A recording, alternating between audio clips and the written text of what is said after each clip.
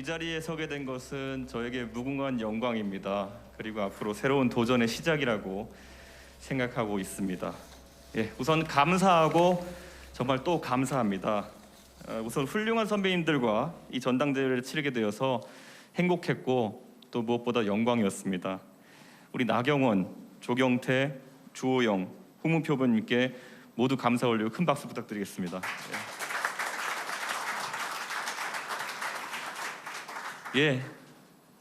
여러분은 저를 당대표로 만들어 주셨습니다.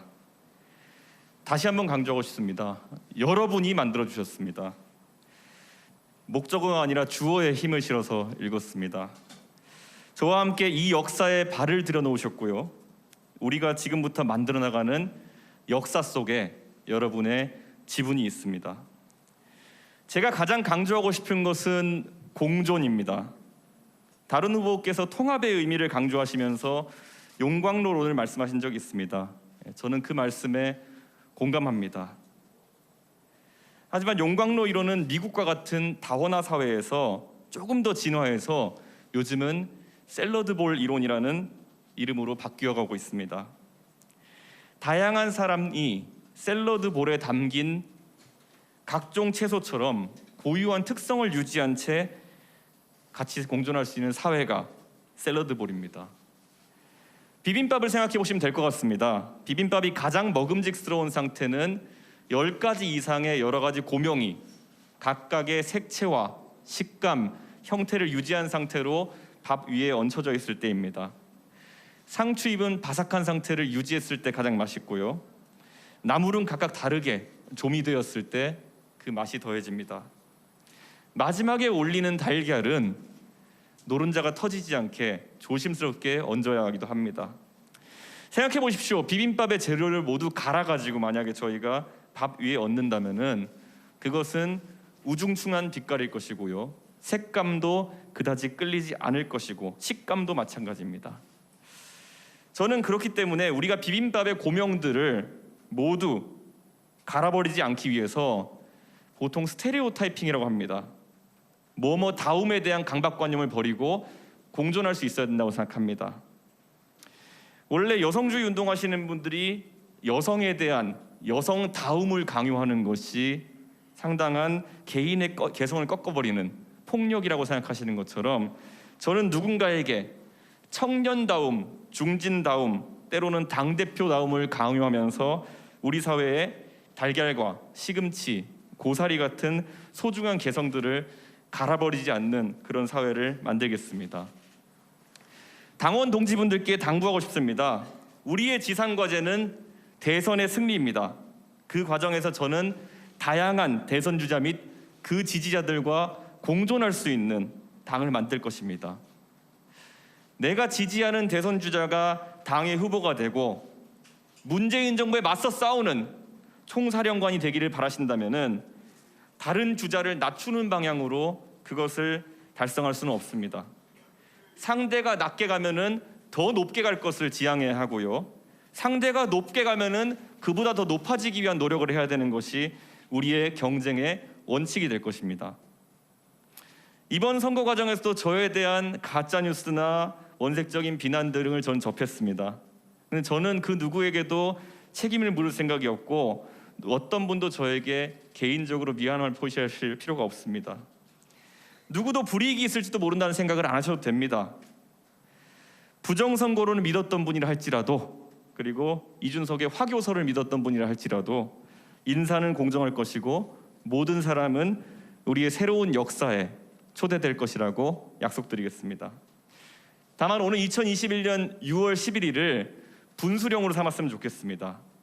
이 시간 이후로 우리 사이에서 상호 간의 논리적인 비판이나 진심 어린 지적이 아닌 불필요한 욕설과 음모론, 프레임 씌우기 등의 구태로 의존하려는 사람이 만약 있다면은 그들에 대해서는 한 분 한 분이 맞서 주셨으면 좋겠습니다.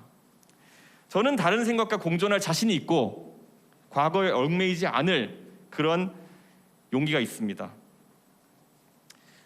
앞으로 우리는 수권 세력임을 보여줘야 합니다. 젊은 사람들이 자신의 의견을 이야기하면은 관대해져야 하고요.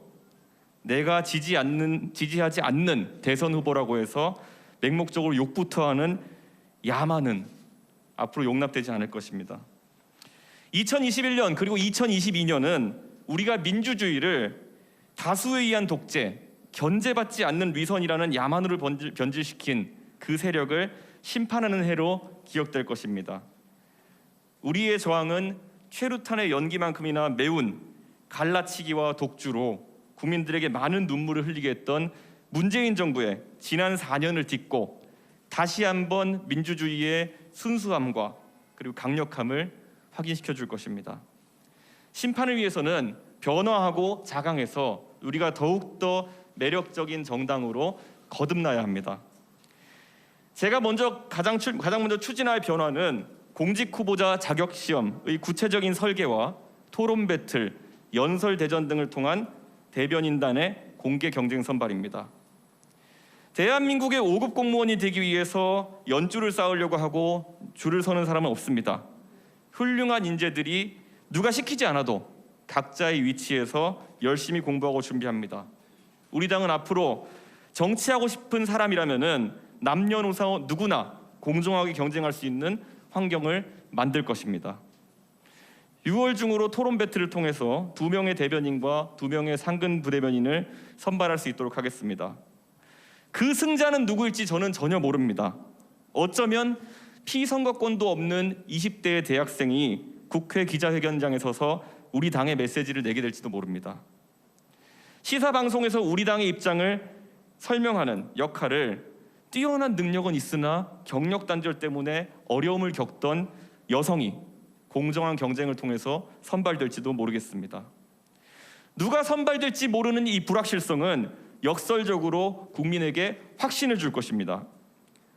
누구에게나 공정한 기회를 제공하겠다는 우리의 방식이 캠프 출신의 코드가 맞는 더불어민주당 인사에게만 기회가 열리는 현 집권 세력의 방식보다 공정하다는 그 확신, 그것을 전달할 수 있다면 우리는 대선에서 이길 수 있습니다. 또한 공직 후보자 자격 시험은 당원들 상호 간에 지식과 지혜를 나누며 훈련된 당원들이 공직 후보자 선거에 나갔을 때 우리 당의 지방선거에 있어서 가장 큰 무기가 될 것입니다. 이미 많은 당원들은 저에게 문자 메시지 등을 통해서 그 변화에 앞장서고 공부를 시작하겠다고 말씀하고 계십니다.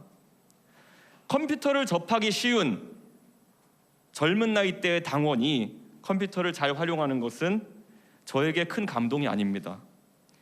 하지만 장년층의 당원이 국민에게 봉사하기 위해서 따로 시간을 내어서 공부하고 그를 통해서 능력을 획득한다면 그것은 선거 때 명함에 쓰여 있는 어떤 이력과 경력보다도 유권자의 마음에 잔잔한 감동을 불러일으킬 수 있는 그런 평가의 기준이 될 것입니다.